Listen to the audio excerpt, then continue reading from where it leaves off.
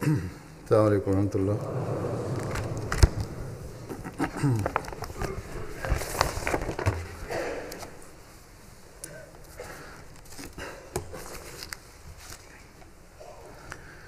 أشهد أن لا إله أشهد أن لا إله إلا الله وحده لا شريك له وأشهد أن محمدا عبده ورسوله أما بعد فأعوذ بالله من الشيطان الرجيم بسم الله الرحمن الرحيم الحمد لله رب العالمين الرحمن الرحيم مالك يوم الدين إياك نعبد وإياك نستعين اهدنا الصراط المستقيم صراط الذين أنعمت عليهم غير المغضوب عليهم ولا الضالين.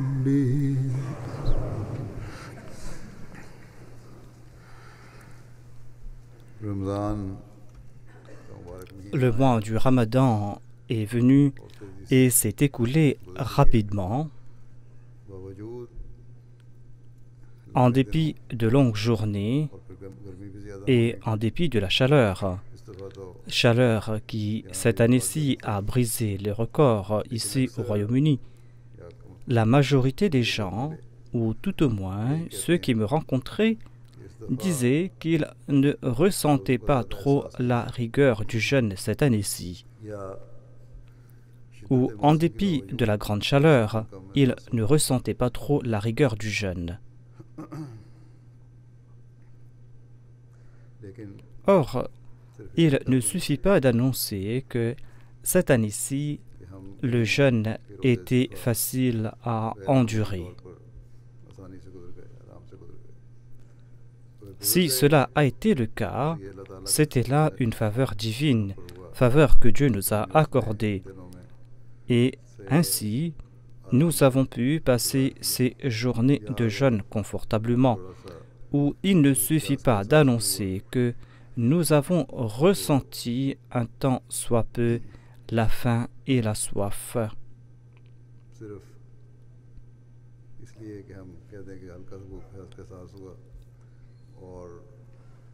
Il ne suffit pas de dire que nous n'avons pas trop ressenti la faim ou la soif. Nous devons au contraire accomplir notre analyse. Nous devons nous demander qu'est-ce que nous avons acquis au cours de ces jours bénis.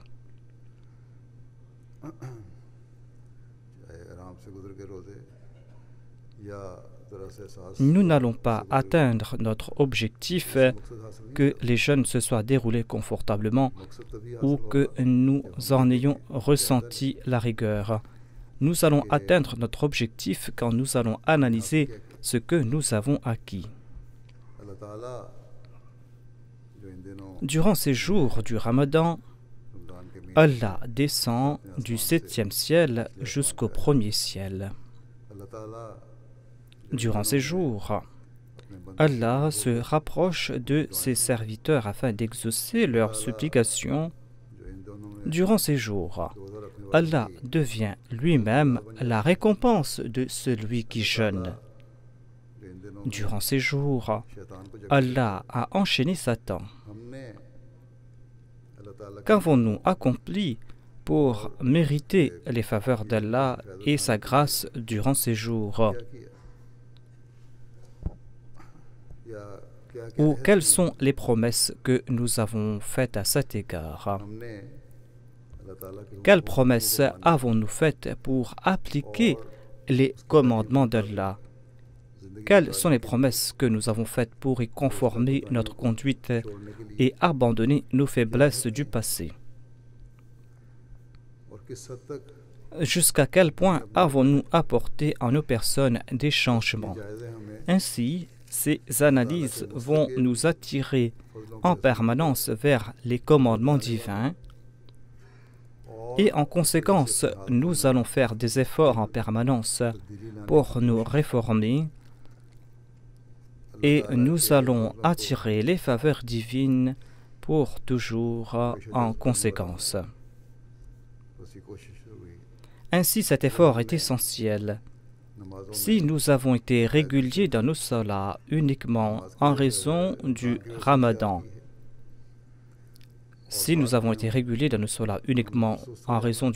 pour ensuite sombrer de nouveau dans la paresse, eh bien, ce sera là une infraction au commandement divin. Si nous avons été réguliers dans nos prières du vendredi uniquement pendant le Ramadan, eh bien, nous n'allons pas respecter les commandements divins.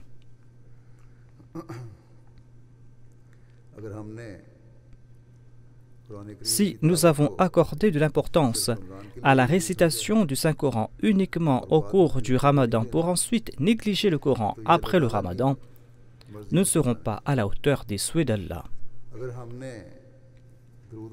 Si nous allons limiter la récitation du Daroud, si nous allons limiter le souvenir de Dieu au Ramadan, sachons que cela n'est point le souhait d'Allah. Si nos excellences morales, si nos vertus seront limitées au Ramadan, parce que nous avons considéré cela comme une contrainte, eh bien, sachons que cela n'est point non plus le souhait d'Allah.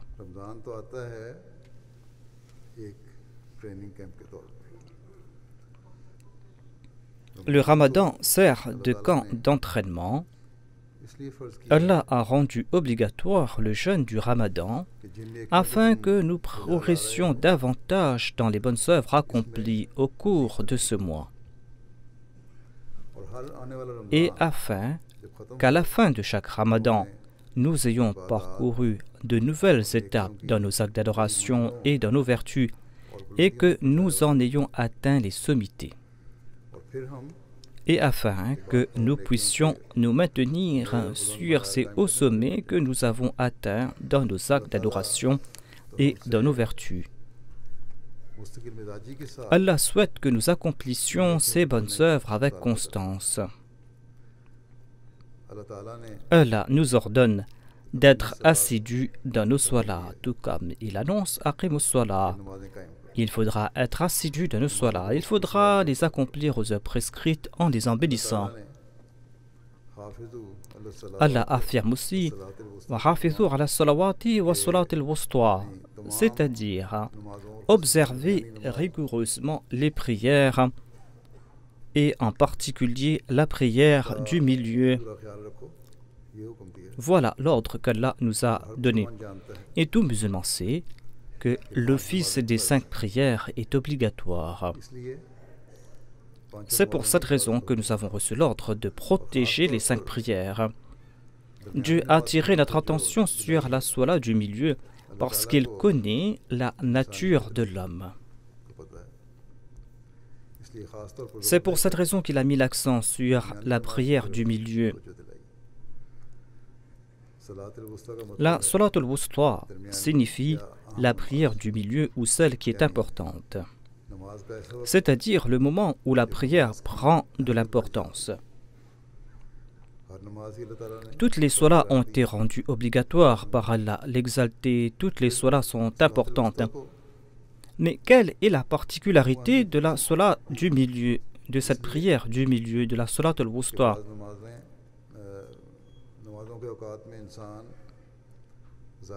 Tout simplement parce qu'à certaines heures de la salat, l'homme accorde préférence à ses désirs personnels ou matériels. Pour certains, accomplir la prière de Fajr est très difficile. Se lever à cette heure pour accomplir la salat les rapprochera davantage d'Allah l'exalté. Cette prière prend donc de l'importance. Pour d'autres personnes, accomplir la prière de Zohr ou d'Asr est plus difficile en raison de leurs emplois ou en raison de leurs affaires. Et ces soins-là prennent donc de l'importance pour eux. Là où l'homme entreprend des efforts dans son adoration d'Allah, celui-ci accordera de la valeur à ses efforts et le récompensera.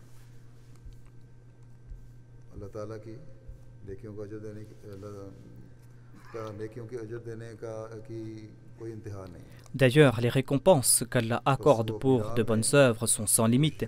C'est ainsi qu'il récompense amplement celui qui entreprend des efforts dans sa voie. Quand l'homme brise les idoles de ses désirs matériels et personnels, quand l'homme se tourne vers lui, eh bien, il reçoit des récompenses illimitées. Allah a attiré notre attention concernant la Salat en maints endroits et sous différents angles.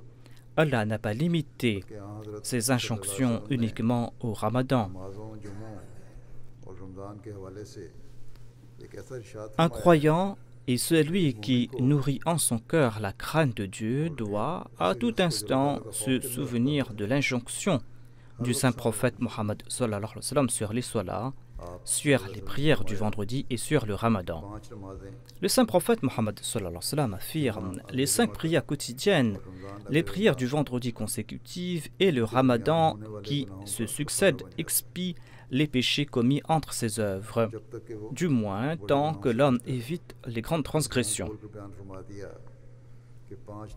Ici, le saint prophète Mohammed explique clairement que ces 5 solas quotidiennes deviennent expiation quand l'homme fait l'effort afin de les accomplir aux heures prescrites et quand il tente de se prémunir des péchés dans l'intervalle entre ses prières successives.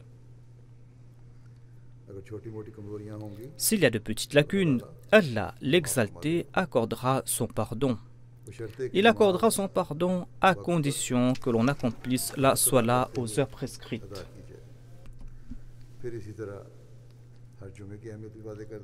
D'ailleurs, il a évoqué l'importance de chaque prière du vendredi. Les prières du vendredi qui sont importantes à l'instar de l'office des 5 Salats quotidiennes. En les accomplissant aux heures prescrites, l'on mérite ainsi le pardon divin pour les péchés mineurs. Voir Allah promet de protéger l'homme de l'indécence manifeste et des transgressions grâce à la Salat. En tout cas, il affirme que l'office de la prière du vendredi est obligatoire à l'instar des 5 Salats quotidiennes. Allah pardonne les petites fautes et les lacunes qui subsistent entre les prières du vendredi successives.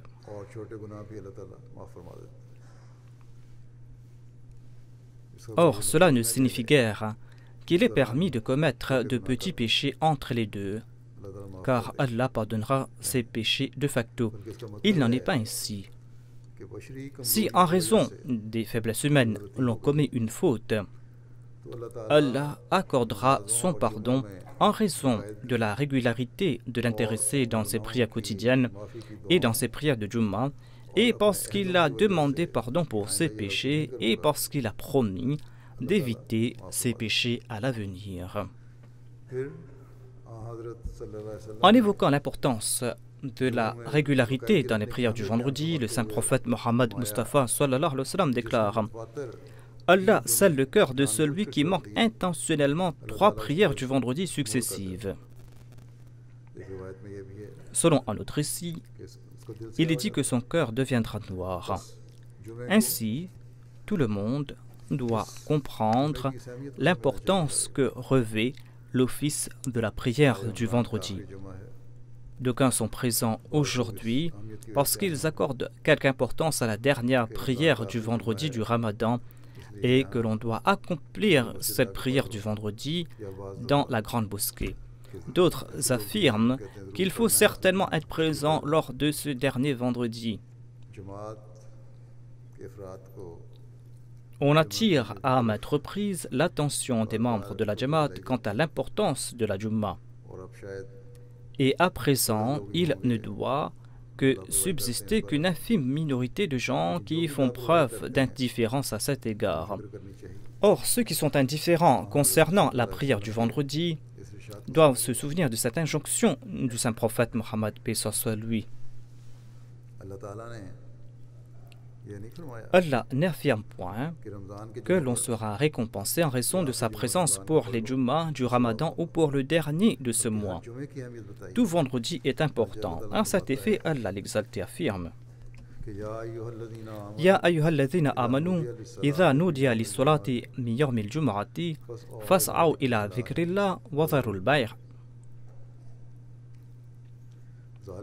Dhalikum khayrun lakum in kuntum ta'lamun. Ô vous qui croyez, lorsque l'appel à la prière est fait le vendredi, hâtez-vous vers le souvenir d'Allah et laissez de côté les affaires de commerce. Cela vaut mieux pour vous si seulement vous saviez.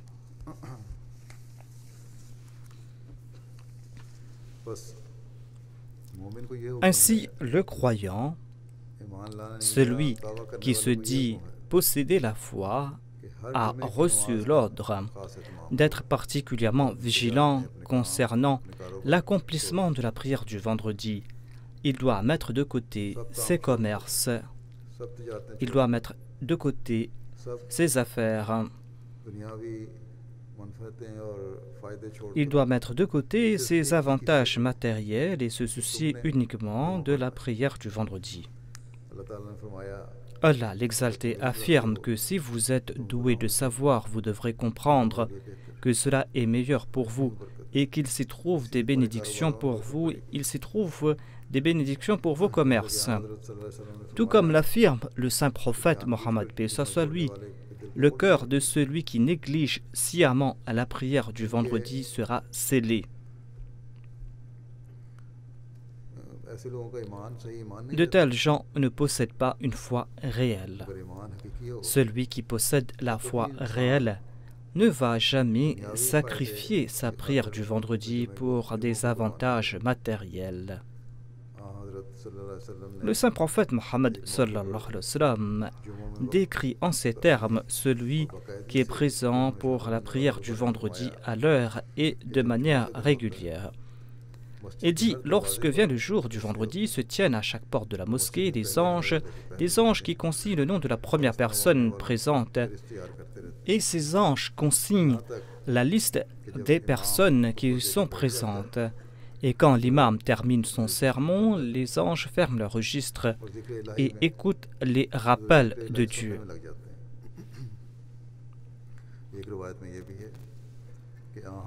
Selon un autre récit, le saint prophète Mohammed a déclaré: le jour de la résurrection, les gens seront assis en compagnie de Dieu selon l'ordre de la présence au cours de la prière du vendredi, c'est-à-dire le premier, le deuxième, le troisième et le quatrième. Ceux qui viennent en retard à la prière du vendredi par habitude et sans aucune raison doivent eux aussi se faire des soucis. Aujourd'hui, tout spécialement, les gens ont fait l'effort pour venir en premier, étant donné que c'est un vendredi du Ramadan. Sinon, la plupart du fois, je constate que lorsque je rentre dans la mosquée, elle est à moitié vide. Elle se remplit petit à petit jusqu'à quelques minutes avant la fin du sermon.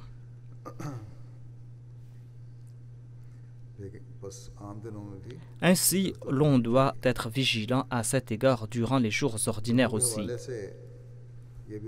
La prière du vendredi est obligatoire pour les hommes. Si les femmes peuvent venir pour la prière du vendredi, c'est bien.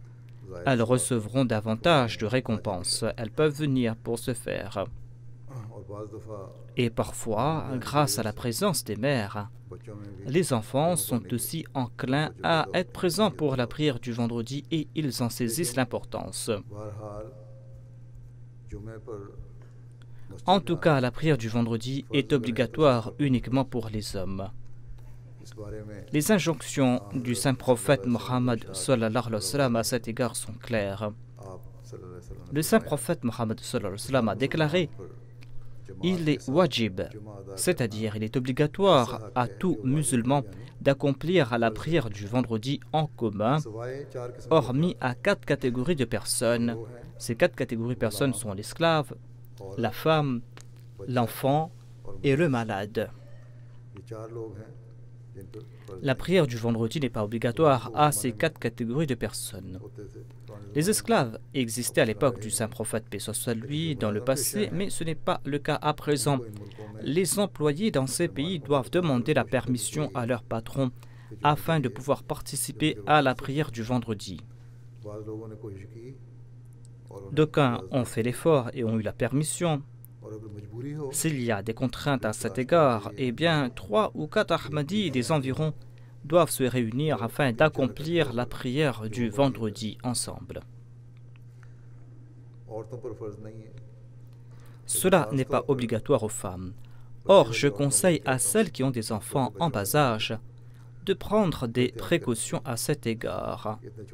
Elles ne doivent pas les emmener à la mosquée pour la prière du vendredi, car les pleurs de ces enfants dérangeront les autres dans leur prière et ils ne pourront pas écouter le sermon convenablement. Certes, tout le monde, hommes, femmes, enfants, doit être présent pour la prière de l'Aïd. Pour l'Aïd, il y a un espace réservé pour les mères accompagnées d'enfants en bas âge. Et là où il n'y a pas d'espace réservé, les femmes doivent se mettre dans un coin avec leurs enfants pour écouter le sermon, même si elles ne vont pas prier. Je souligne aujourd'hui l'importance de ce thème, car un grand nombre de personnes sont présentes pour la prière du vendredi aujourd'hui. Les hommes doivent en particulier protéger leur prière du vendredi. Le saint prophète Mohammed affirme qu'Allah l'exalté pardonnera les petits péchés commis entre un ramadan et le prochain ramadan.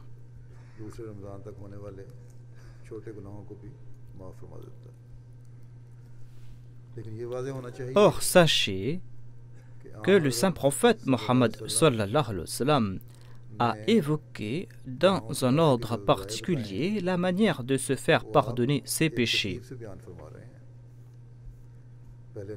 Vient en premier la Salat, en deuxième lieu la prière du vendredi et finalement le ramadan. Cet ordre des choses doit dissiper le malentendu que seuls les actes d'adoration du ramadan servent de moyen pour se faire pardonner les péchés. Les 5 prières accomplies quotidiennement accorderont leur protection et elles entreront dans le 7e jour et elles feront ainsi profiter l'intéressé des bénédictions du vendredi en se liant à ces bénédictions du vendredi. Et toutes les prières du vendredi se lieront au ramadan, faisant ainsi profiter aux croyants les bénédictions de ce mois béni. Les 5 prières quotidiennes annonceront à Allah l'exalté: ton serviteur s'est présenté à toi 5 fois par jour en raison de sa crainte et de son amour pour toi. Il s'est présenté à toi afin d'implorer ton pardon. Et toutes les prières du vendredi annonceront tous les 7 jours ton serviteur se présenter à toi en ayant évité les grands péchés. D'ailleurs, ton prophète, paix soit lui, a annoncé qu'il existe le vendredi un moment où les prières sont exaucées. Ton serviteur s'est présenté à toi avec l'espoir que ses supplications seront agréées. Le ramadan annoncera au Seigneur: ton serviteur s'est acquitté de ses devoirs envers le ramadan, tout en évitant les péchés et tout en accomplissant des bonnes œuvres. Il est entré dans ce ramadan avec l'espoir de profiter des décades de la miséricorde, des décades du pardon et de la protection contre le feu.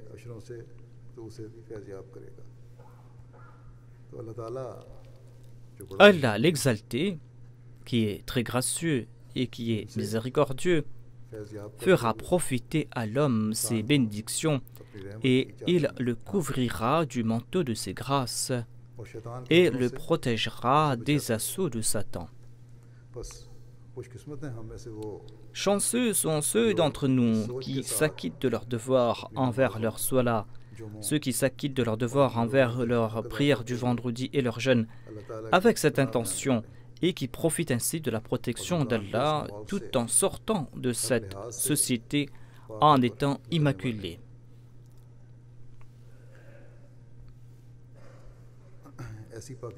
Cette pureté les poussera à s'acquitter de leurs devoirs envers leurs actes d'adoration pour toujours. Au cours du Ramadan, on porte un intérêt particulier concernant la récitation du Saint-Coran.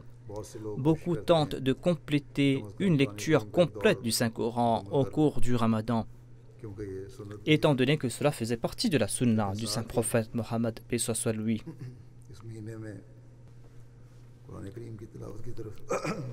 Or, cette lecture assidue du Saint-Coran au cours du mois du Ramadan doit nous pousser à réciter une partie du Saint-Coran quotidiennement après le Ramadan.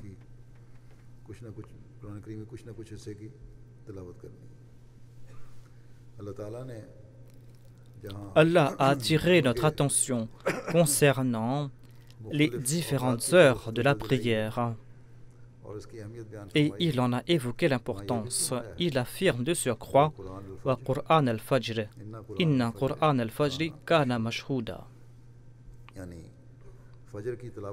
C'est-à-dire accorder aussi de l'importance à la récitation du Saint-Coran à l'aube, car Dieu en portera témoignage. Ainsi, la récitation du Saint-Coran n'a pas été limitée à des jours particuliers. Dieu en souligne l'importance en l'évoquant en conjonction avec la Salat. Tout en récitant le Saint-Coran, on doit aussi lire la traduction du Coran afin que nous soyons au courant des commandements divins. À notre époque, il est important de le lire avec une grande régularité, étant donné que les prétendus musulmans ont oublié ces préceptes. Le Messie promis l'Islam a aussi attiré notre attention à cet égard en affirmant que ceux qui honorent le Saint-Coran seront honorés au ciel. Qui est celui qui ne veut pas être honoré au ciel? Ainsi donc, on profitera de la récitation régulière du Saint-Coran ainsi que de cette quête des préceptes du Saint-Coran afin de les traduire dans la pratique. De même, Allah l'exalté affirme que si nous souhaitons connaître le salut et le succès, il faudra se consacrer à son souvenir. Après la prière de Jumma, quand vous sortez, souvenez-vous de votre Seigneur afin que vous ayez du succès. Ainsi donc, en comprenant l'importance de la récitation du Saint-Coran, il faudra à présent éviter toute négligence à ce propos. De même, nous nous sommes consacrés au souvenir de Dieu et nous allons en tirer profit quand nous allons pérenniser cette pratique après le Ramadan. Il en est de même des autres actes méritoires et des vertus. Allah l'exalté nous a offert la chance à nous les Ahmadis de prêter allégeance au Messie premier à l'Islam. Et le Messie premier à l'Islam s'est attelé à notre réforme en toute occasion et sous différents angles. Et il nous a constamment guidés vers le droit chemin. Il nous a constamment guidés dans la direction de Dieu. Et il nous a constamment guidés quant au respect des commandements de Dieu. Quels sont les souhaits du Messie premier l'Islam à notre égard? À maintes reprises, il a affirmé que nous qui lui avons prêté allégeance, nous devrons, à travers nos actes d'adoration et à travers nos hautes qualités morales, apporter des changements purs à nos personnes. Le Messie premier l'Islam affirme: tant que l'homme, le cœur pur et étant imbu de sincérité, tant qu'il ne ferme pas avec un cœur pur et en étant sincère les portes interdites, et tant qu'il ne se détourne pas des désirs interdits,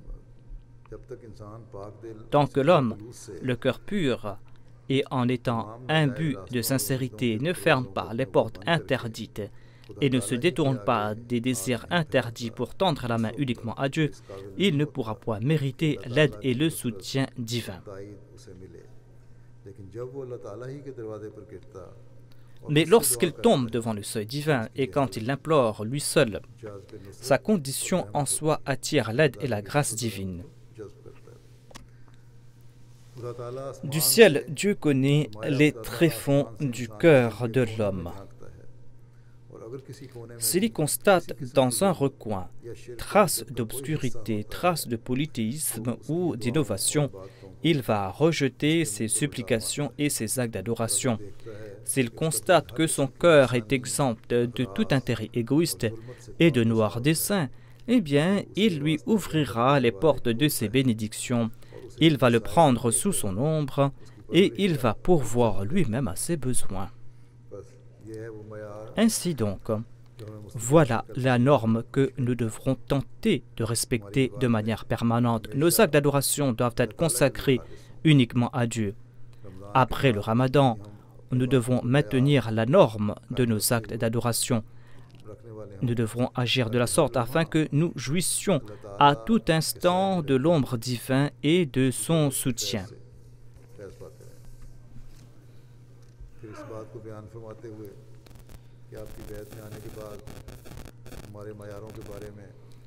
Quelles étaient les attentes du Messie promis l'Islam à propos de nous qui lui avons prêté allégeance? Il déclare: le but pour lequel ils se sont joints à ce mouvement et ont établi la relation mutuelle d'un précepteur spirituel à son disciple avec moi et qu'ils doivent atteindre un haut niveau dans la bonne conduite et la droiture. Aucune mauvaise action, aucune méchanceté, aucune mauvaise conduite ne doit les approcher. Ils doivent observer leurs 5 prières quotidiennes régulièrement. Ils ne doivent pas mentir, ils ne doivent pas blesser quiconque par leur langue.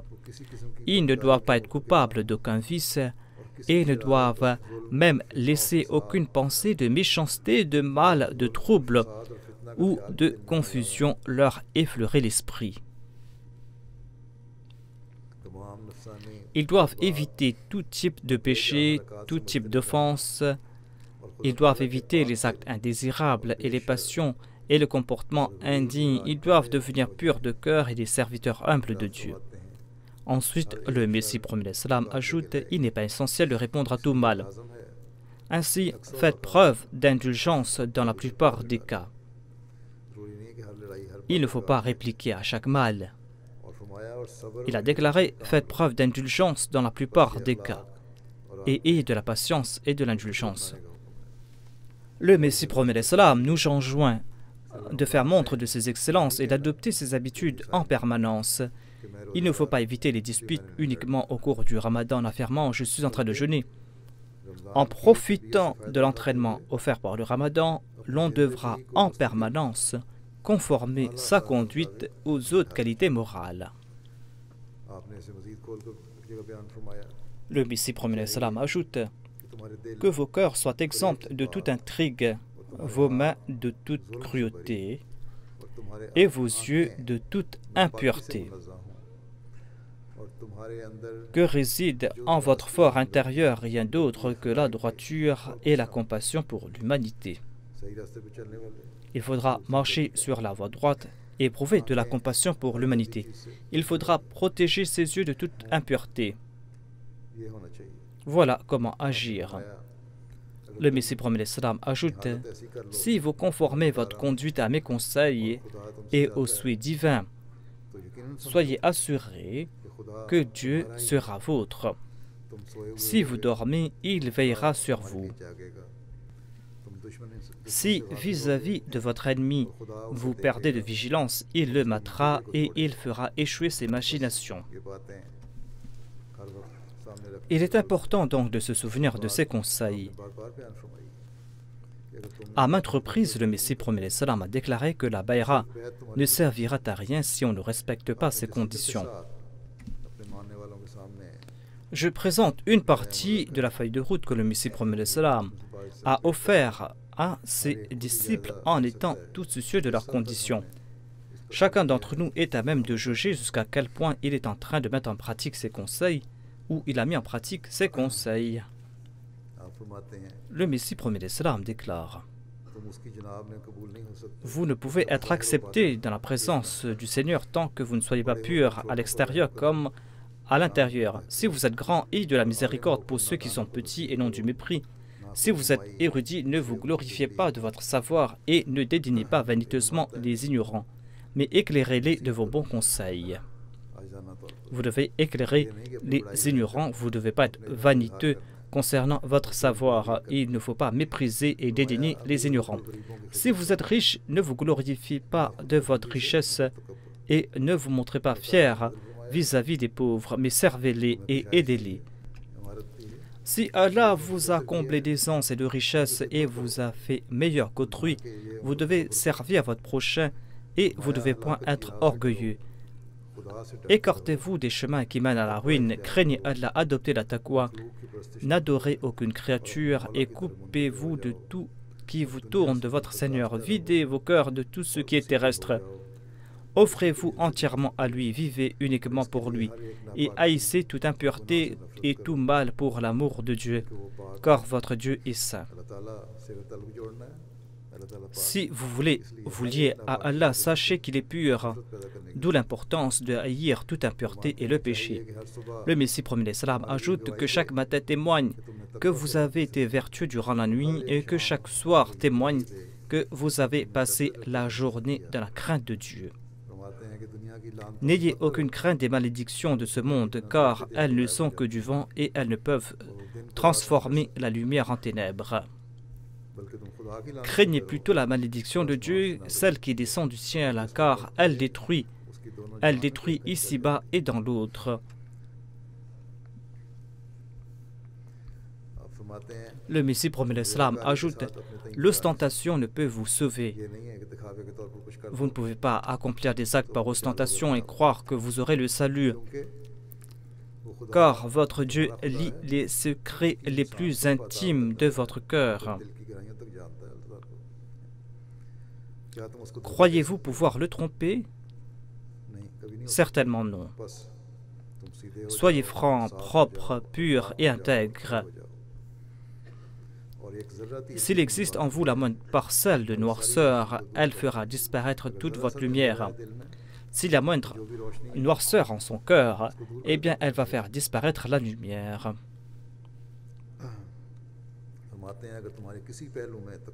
S'il y a en vous trace d'arrogance, de vanité ou d'indolence en vous, eh bien vous ne serez pas accepté par Dieu. Ne vous laissez pas berner par la simple intention verbale que vous avez donné du sens à votre vie, en pensant que vous avez pu réaliser tout ce que vous devez accomplir, car Dieu espère voir en vous une transformation radicale.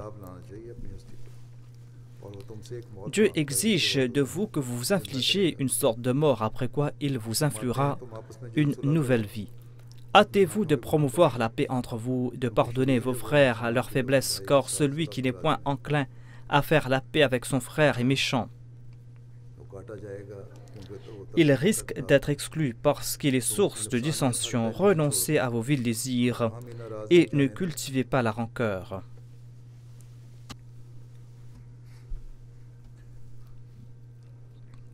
Il faudra mettre de côté son ego et il ne faudra pas cultiver de la rancœur. Même si vous avez raison, comportez-vous humblement comme si vous aviez tort, afin que le pardon vous soit réservé. Éliminez l'obésité de votre ego, car étroite est la porte par laquelle il faudra passer.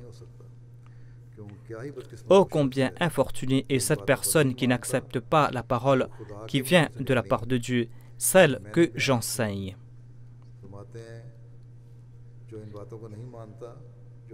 Celui qui n'accepte pas cette parole qui vient de la part de Dieu et que j'enseigne, eh bien celui-là est infortuné. Si vous souhaitez que Dieu soit satisfait de vous au ciel, soyez les uns pour les autres de véritables frères. Le plus grand parmi vous est celui qui pardonne le plus à son frère ses transgressions. Et malchanceux est celui qui est dominé par ses sentiments revanchards et qui n'est pas pardonnant. Une telle personne n'a rien à voir avec moi. Le Messie promet l'Islam déclare ne peuvent avoir accès à la proximité de Dieu le pervers, l'arrogant, le malhonnête et le malfaiteur. Toutes ces personnes ne peuvent mériter la proximité de Dieu, ni celui qui n'éprouve point de la jalousie à cause de son nom. Il ajoute, l'œil impur ne le voit pas, le cœur impur ne le connaît pas. Celui qui pour son amour se jette dans le feu sera sauvé du feu de la gaine.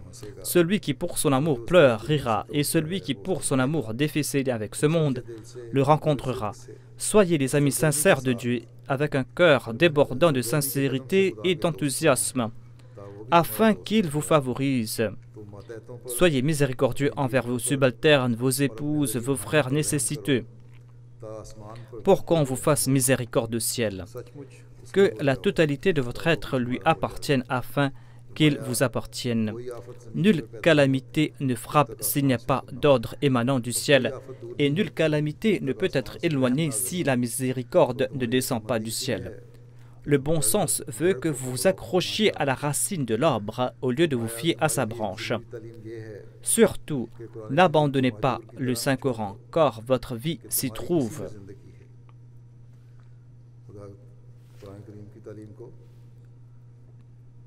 Il faudra toujours se cramponner aux préceptes du Saint-Coran. Ceux qui honorent le Saint-Coran seront honorés au ciel. Ceux qui le préfèrent au hadith ou aux autres traditions seront préférés au ciel. Pour l'humanité tout entière, il n'y a qu'un seul livre pour la guider, le Saint-Coran. Et pour tous les descendants d'Adam, il n'y a qu'un seul messager et intercesseur, Mohammed l'élu, paix et bénédiction soient sur lui. Efforcez-vous de cultiver un amour sincère pour ce très distingué et majestueux prophète, et ne lui préférez personne, afin qu'au ciel vous soyez du nombre de ceux qui jouissent du salut.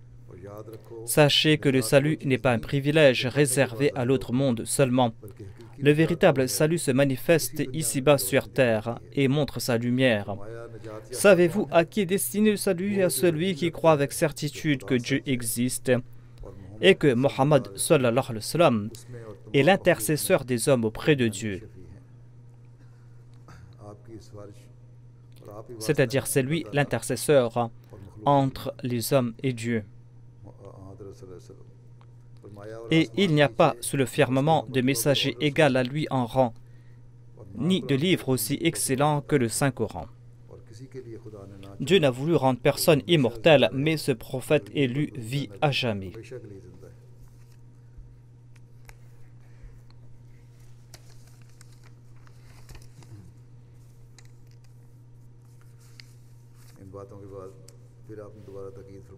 Après avoir prodigué ses conseils, le Messie promet l'Islam affirme: je souligne après toutes ces recommandations que votre allégeance de forme ne suffit pas.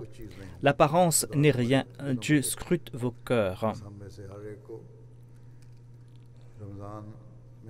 Chacun d'entre nous doit sortir du Ramadan en faisant la promesse que nous n'oublierons jamais les injonctions d'Allah et de son prophète et les injonctions du Messie promet l'Islam, injonctions qu'il nous a expliquées en détail, et que nous allons y conformer notre vie.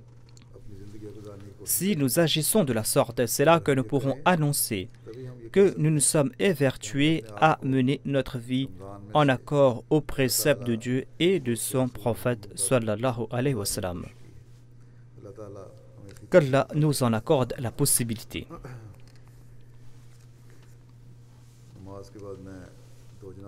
Après la prière du vendredi, je vais diriger la prière funéraire en absence de deux personnes. Il y aura tout d'abord la prière funéraire de Madame Mushtaq Zohra Sahiba, épouse de feu Chaudhry Zahoor Ahmed Saheb Bajwa. Elle est décédée le 12 juin dernier à 20h45 à Rabwa à l'âge de 91 ans. Inna lillahi wa inna ilayhi raji'un. Son père s'appelait Chaudhry Inayatullah Saheb. Il avait prêté le serment d'allégeance sur la main du deuxième calife à l'âge de 14 ans. Le nikah de la défunte fut annoncé en 1944 avec Chaudhry Zahoor Ahmad Bajwa Waqf Zindagi, et ce nikah a été prononcé par Hazrat Maulana Ghulam Rasoul Raji, qu'il avait prononcé un long sermon dans lequel il avait évoqué diverses faveurs divines.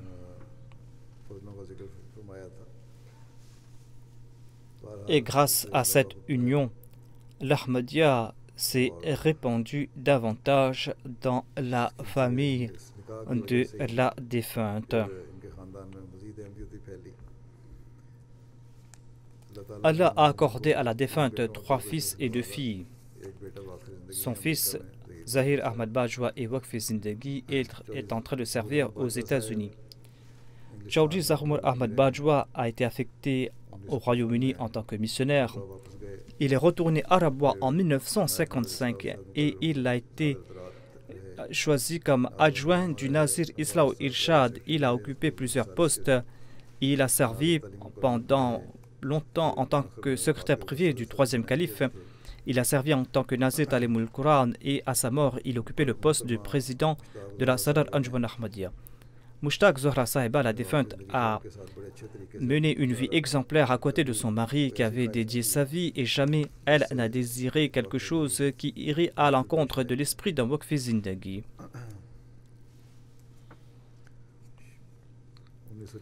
Ils se sont mariés en 1944 et en 1945, ils ont eu leur premier enfant, leur fils. Leur fils avait à peine 1 mois quand Chaudhry Zahoor Bajwa a été affecté au Royaume-Uni. Il a été envoyé en tant que missionnaire. Et lors de la partition de l'Inde et du Pakistan, il était ici et sa femme était là-bas, dans le sous-continent indien. Et elle a dû faire face à de grandes difficultés à l'époque. La défunte est venue rejoindre son mari et ils ont vécu ensemble de 51 à 55. Et c'était une période assez difficile pour les Waqf Zindagi, pour les missionnaires, car la Jamaat n'était pas stable financièrement. Et ils arrivaient à peine à joindre les 2 bouts, mais jamais ils ne se sont plaints de la situation et ils ont fait preuve de grande patience. Ensuite, lorsqu'ils sont rentrés à Rabwa, ils vivaient dans les résidences de la communauté. Ensuite, ils ont déménagé dans une maison située à Darus Sadar Shumali. La défunte faisait partie d'une famille de propriétaires terriens et des étudiants venaient de leur village ou des membres de leur famille venaient du village et d'autres personnes venaient séjourner chez eux. Sa maison n'était pas très grande, mais il accueillait chez lui 10 à 15 personnes chez eux et il aimait prendre soin d'eux. Son fils rapporte que sa journée commençait avec la prière de Tahajjud. Ensuite, elle récitait le Saint-Coran à voix haute. Par la suite, elle faisait traire ses vaches qui étaient en sa possession et elle distribuait le yarou aux gens pauvres du quartier et il y avait une longue file de gens devant sa porte pour en prendre. Et elle prenait soin de sa maison et c'était aussi une personne très sociable. La défunte éprouvait un amour sincère pour le Saint-Coran. Elle avait appris à lire le Saint-Coran et la traduction du Saint-Coran de l'épouse du 2e calife, Sayyida Maryam Siddiqa Sahiba. Elle avait aussi appris donc la traduction du Saint-Coran.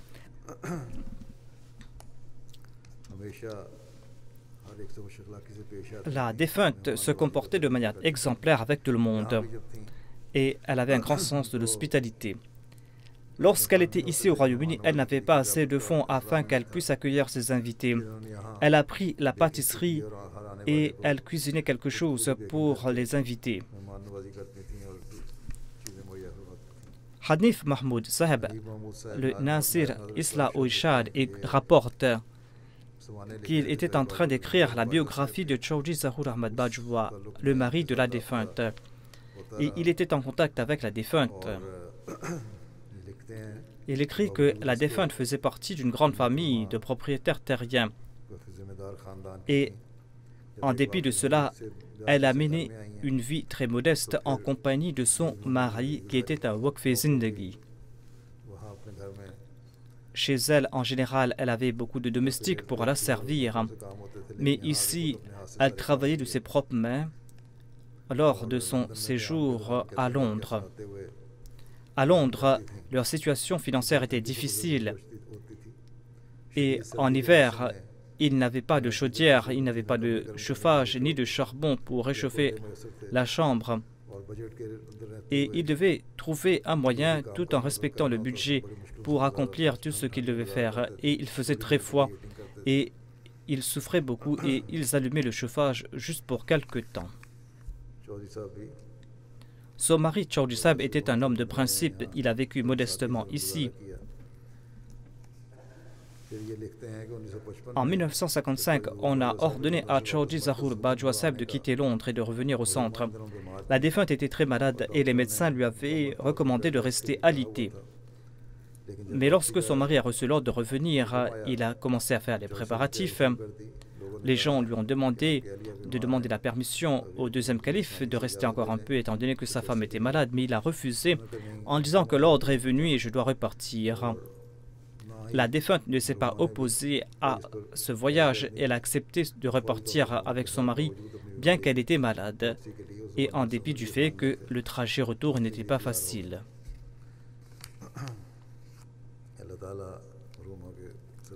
Qu'Allah accorde son pardon à la défunte et qu'il exalte son rang et qu'il permette à ses enfants de suivre son exemple de piété. La deuxième prière funéraire est celle de M. Abu Bakr, qui est originaire de l'Égypte.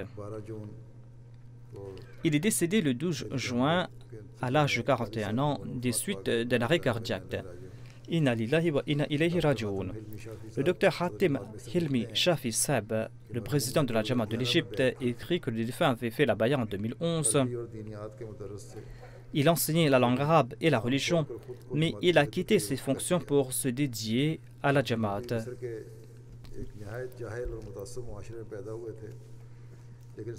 Il avait pris naissance dans une société illettrée et bornée du sud de l'Égypte, cependant il était très pacifique. Avant de faire la bayra, les idées des mollahs dans les ouvrages sur l'islam l'avaient étonné, au point qu'il avait peur que c'est la religion de l'islam qui enseignait cela. Naoudoubillah, que Dieu nous en protège.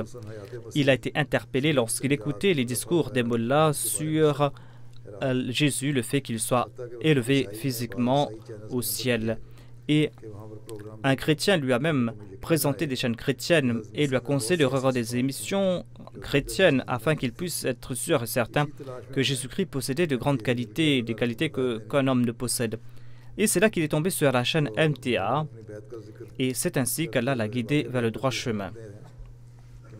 Il raconte: j'ai vu dans une émission Feu Mustafa Sabit Sahib qui disait que Jésus n'est pas mort sur la croix, mais qu'il était dans un état d'inconscience et qu'il est parti vers l'est. Et là-bas, il est mort de mort naturelle. J'étais adossé au canapé, dit-il. Et lorsque je regardais cette émission, en entendant cela, je me suis redressé. J'écoutais attentivement. C'était l'émission Al-Hibar al-Mubashir. Et c'est là que j'ai compris la vérité. Et j'ai crié de toutes mes forces: Allahu Akbar, la vérité est devenue manifeste. Il a dit: je sautais de joie. Et il y a eu une pause au cours de l'émission. Et Sharif Odessab a annoncé que nous allons écouter un qassida de l'imam Al-Mahdi et du Messie promis. La qassida disait: certainement je viens de la part d'Allah l'exalté qui est tout puissant. Et la photo du Messie promis d'Islam était affichée sur l'écran. J'ai posé l'émission et j'ai regardé attentivement la photo. Et je me suis dit que c'est le même visage que j'avais vu quelque temps de cela dans un rêve. J'avais vu ce visage dans la lune. Dans ce rêve, c'était des moments magnifiques et je ne trouve pas de mots pour exprimer ma joie. J'ai suivi ces émissions et 3 jours plus tard, j'ai compris cette question de la mort de Jésus, de sa survie et de la crucifixion. Ses employeurs l'ont licencié, les membres de son village, ses proches et les gens qui le côtoyaient étaient tous durs à son égard, mais il n'a pas abandonné la vérité.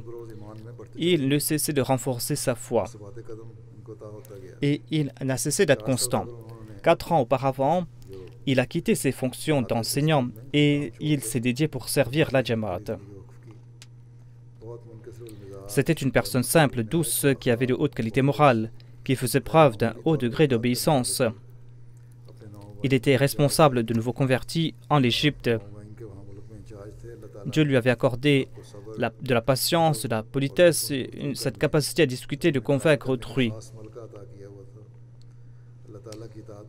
Il était obéissant envers Dieu, il avait un grand amour pour le califat.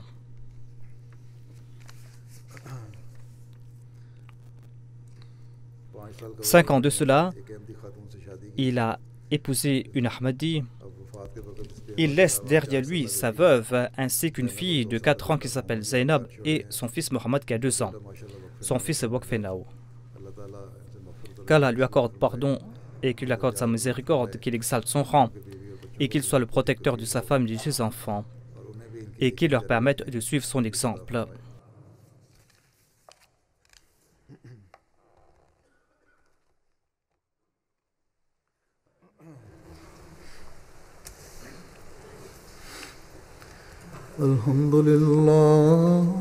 الحمد لله نحمده ونستعينه ونستغفره ونؤمن به ونتوكل عليه ونعوذ بالله من شرور أنفسنا ومن سيئات أعمالنا من يهده الله فلا مضل له ومن يضلل فلا هادي له ونشهد أن لا إله إلا الله ونشهد أن محمدا عبده ورسوله عباد الله رحمكم الله إن الله يأمر بالعدل والإحسان